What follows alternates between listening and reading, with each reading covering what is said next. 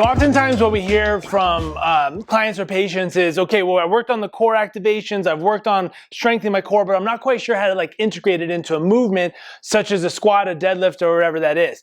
And sometimes what I'll default to is you need to pick the right movement or exercise that forces the engagement that you're looking for. So if you're struggling with figuring out how to activate the core or engage the core when doing a lift such as a squat, the bear hug squat is probably one of the better options to do.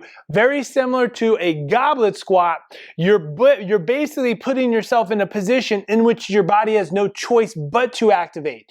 And so that integration piece becomes a little bit easier when you've prompted it to do what you're wanting it to do, right? So what we're looking at here is we have a sandbag here, relatively light for what we're talking about here, but a bear hug is simply going to be picking up an object such as this, and I'm going to be squeezing in. Now, just by me squeezing the bag, I can already feel my torso activate a little bit more.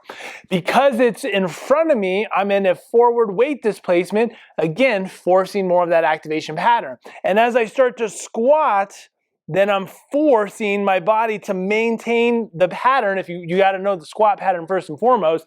So as long as you know how to squat, then when you do this bear hug, you're going to find that that integration piece of bracing or activating that core in that motion becomes so much easier.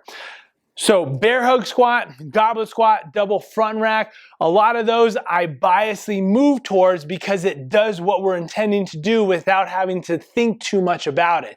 And as you start to pattern that in more and more, your body starts to recognize, oh, I'm activating. I know how to activate individually. I know how to squat individually. Now I'm doing them both together. And that formation of how they work together becomes so much easier. And then it's reps.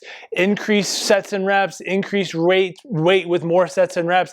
And you're just driving home that patterning so that now indirectly your core, your torso, whatever is going to engage or activate automatically or subconsciously without you having to think about it.